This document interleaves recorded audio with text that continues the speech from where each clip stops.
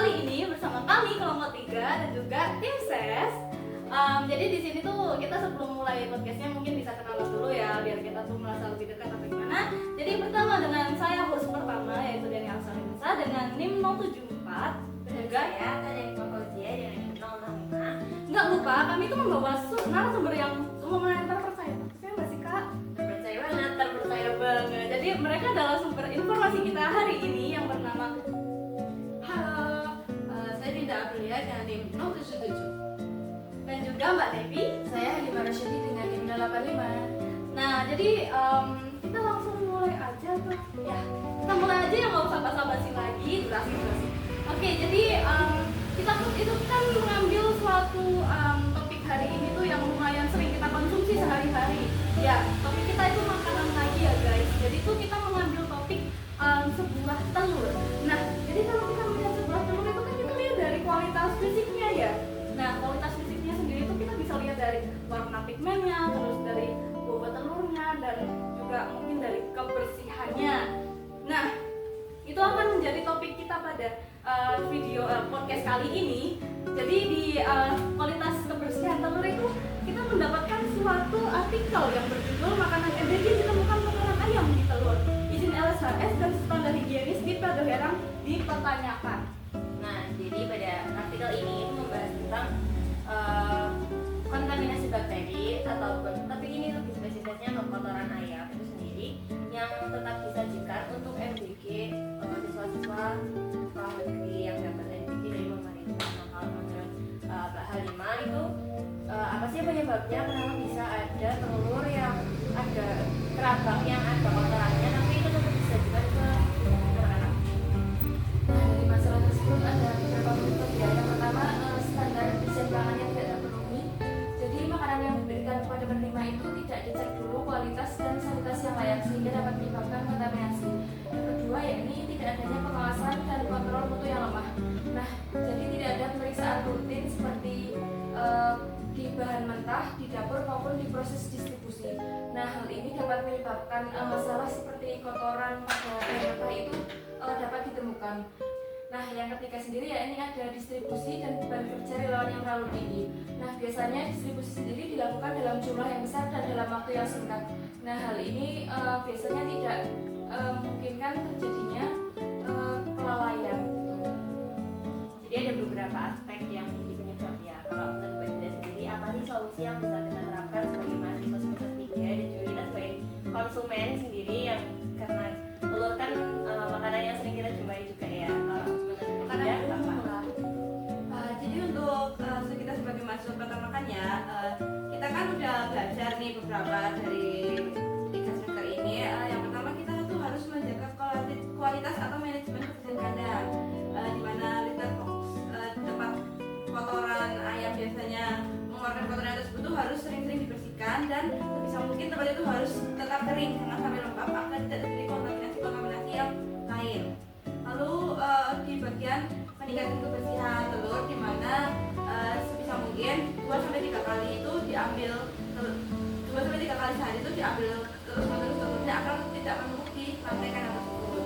Lalu untuk dari sisi konsumen ya, yang pasti kan kita nih ya, misal kita sebagai penerima MBG, terus kayak, masa sih kita dapat makanan ada kotorannya kayak, oh my god, tidak, kita tidak mungkin makan. Jadi ini bukan lebih kemasukan sebagai produsen atau dari tim dapur, mungkin bisa pertama menjaga higienitas di mana semua barang bahan itu dipastikan ada surat kelayakan higienitasnya, dan kita juga harus bisa menjaga SOP-nya ya, seperti pemisahan barang mentah dengan matang, lalu ada pemisahan area kotor untuk bahan-bahan yang baru saja datang atau bahan-bahan yang sudah dibersihkan. Lalu juga bisa dari alat-alatnya bisa disterilkan sebelum digunakan, dan juga penggunaan APD mungkin ya, kita sebagai produsen yang memasak agar tidak ada rambut yang masuk ataupun kotoran-kotoran lainnya, bisa dengan apron, sarung tangan, hair cap, masker, dan lain sebagainya. Biar nggak ada kontaminasi gitu ya secara fisiknya mungkin ya seperti itu.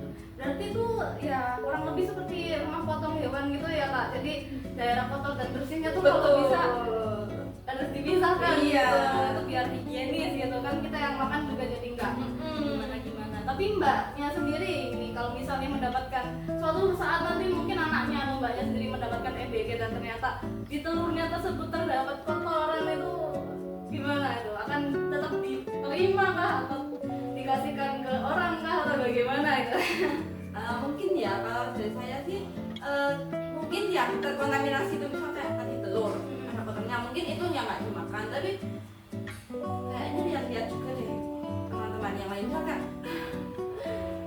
memang kayak Iya. gitulah itu ya nggak dimakan, tapi kalau yang lainnya masih layak dimakan ya pasti dimakan. Kita tuh harus tidak boleh membawa makanan guys, Nah, mubazir. tidak boleh mubazir, benar banget.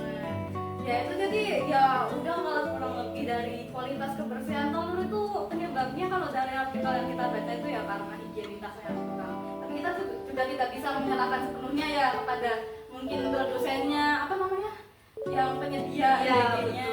Tapi kita juga harus memperhatikan di mana telur itu berasal, mungkin dari distributornya, dari peternaknya, kita juga nggak tahu. Tapi kita sebagai konsumen itu bagus banget berita ini dimuat, karena itu juga menjadi membuka mata kita sebagai konsumen. Jadi kayak kita tuh bisa memperhatikan makanan kita sebelum dimakan juga. Itu ya kurang lebihnya, mungkin higienitas yang perlu dijaga juga, dan juga ya sterilisasi kemasakannya. Jadi mungkin ada feedback dari Mbak Halima atau dari host kedua? Karena pembahasan di solusinya juga sudah cukup kompleks ya, menurut saya sudah cukup menjawab. Nah, jadi itu kurang lebih podcast dari kami. Ya kurang lebih udah sangat bermanfaat lah ya itu, bersama narasumber kami. Mungkin buat Mbak Halima dan buat Mbak Dina, terima kasih telah mau diundang ke podcast kali ini. Dan kita sebagai host Atania dan juga saya Dania pamit undur diri dari podcast kali ini. Jadi nantikan kita di episode selanjutnya kalau misalnya ada tugas kembali. Jadi ya sampai jumpa kembali. Bye bye. Terima kasih. One is the loneliest number that you'll